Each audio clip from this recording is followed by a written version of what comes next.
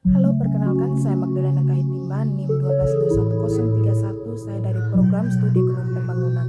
Di sini kita akan belajar tentang aspek sosial ekonomi dalam masyarakat Sumba Timur. Ini merupakan materi kuliah Kapita Selekta Sumba.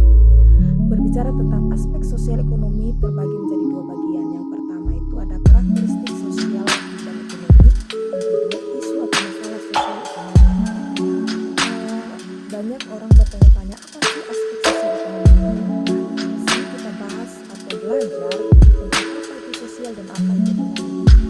Aspek sosial ini selalu merujuk pada masyarakat atau komunitas, sehingga dalam aspek sosial kita tahu tentang isu sosial, bisnis, norma, nilai dalam masyarakat. Sedangkan ekonomi secara umum membahas tentang yaitu produksi, konsumsi, dan distribusi. Lalu ekonomi juga selalu terkait dengan penghidupan manusia mencari usaha untuk memenuhi kebutuhan hidupnya. Ada salah satu buku yang menggambarkan tentang aspek sosial ekonomi masyarakat di Sumba yang menulis buku ini yaitu seorang dari Belanda tinggal di Sumba selama 6 tahun pada tahun 80-an dan mendapat tugas dari Bidang Tugas dan Belanda untuk membantu masyarakat di Sumba, khususnya di Melonda.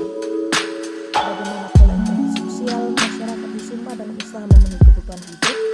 Interaksi sosial tersebut menghasilkan proses produksi dan cara produksi yang disesuaikan dengan ketersediaan sumber daya sekaligus tuntutan zaman.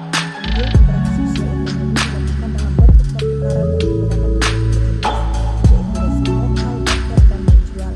Kemudian dalam aspek sosial ekonomi juga ada pola jaringan sosial di Sumba. Ini ada tiga kelompok, yaitu kelompok yang pertama kelompok kita-kita, yang kedua kelompok orang lain, dan yang ketiga kelompok orang lain.